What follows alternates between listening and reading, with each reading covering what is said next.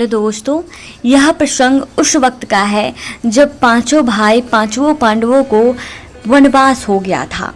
जब पांचों पांडवों को वनवास हो गया था तो वनवास जाने से पूर्व पांडवों ने भगवान श्री कृष्ण से कहा, हे श्री कृष्ण, अब यह द्वापर का अंतकाल चल रहा है, आप हमें बताइए कि आने वाले कलयुग में कलिकाल की चाल ये गति क्या होगी और कैसी होगी।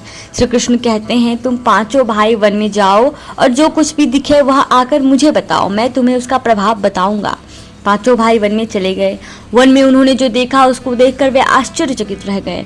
आखिर उन्होंने वन में क्या देखा और श्री कृष्ण ने उसका क्या जवाब दिया, आइए जानते हैं अगले वीडियो में। वीडियो शुरू करने से पहले हमारे चैनल को सब्सक्राइब करना बिल्कुल ना भूलें।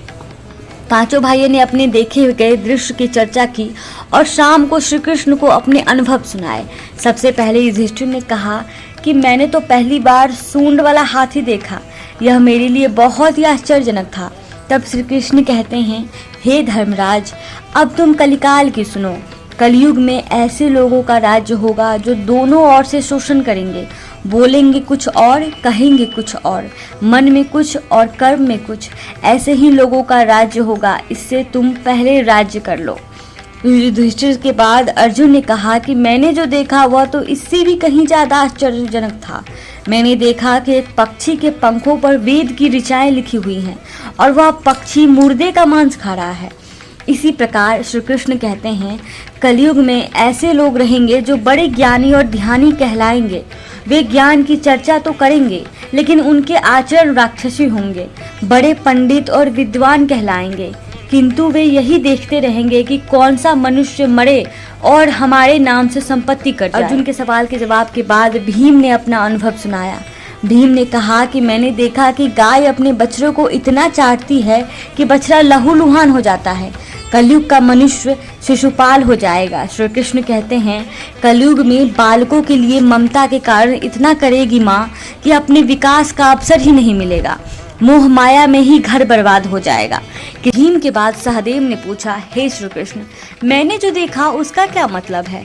मैंने यह देखा कि 5-7 भरे कुओं के बीच कुआं एकदम खाली है, एक कुआं, जबकि ऐसा कैसे संभव हो सकता है।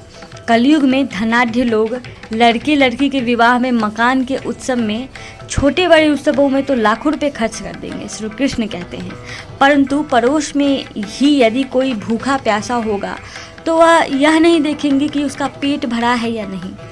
उनका अपना ही सगा भूख से मर जाएगा और वे देखते रहेंगे। सहदेव के बाद नकुल ने श्री कृष्ण को बताया कि मैंने भी यह एक आश्चर्य देखा, वह यह कि एक बड़ी सी चट्टान पहाड़ पर से लुढ़की। वृक्षों के तने और चटाऊ उसे रोक न पाए, किंतु एक छोटा सा पौधा टकराते ही वह चट्टान रुक गई। कलयुग में श्री कृष्ण कहते हैं, मानव मन नीचे करेगा, उसका जीवन पतित होगा।